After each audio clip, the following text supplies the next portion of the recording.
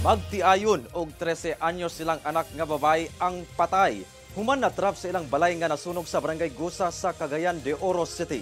Ang detalye sa report ni James Paulo Yap.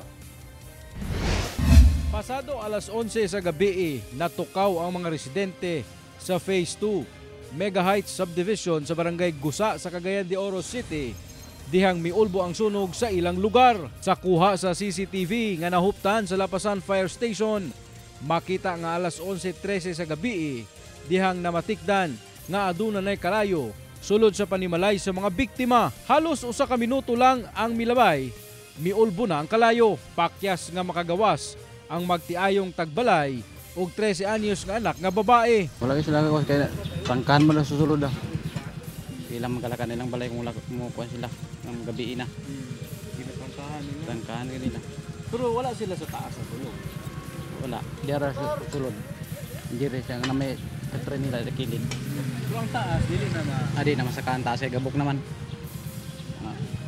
Gabok na mga kahoy. Sumala sa Bureau of Fire Protection Lapasan Fire Station nga paspas ang pagkaylap sa kalayo tungod gama sa light materials ang ibabaw nga bahin sa balay.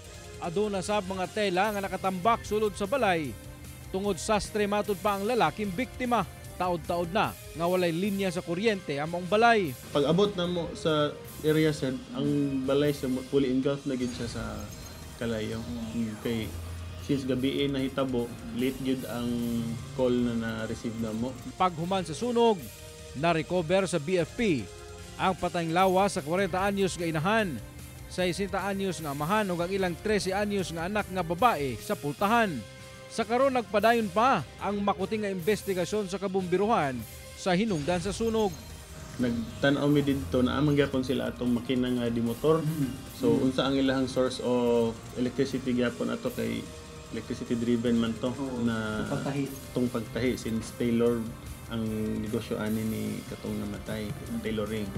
And then number 2 ana is kanang luto since napon mi nakita na LPG dito sa sulod, no?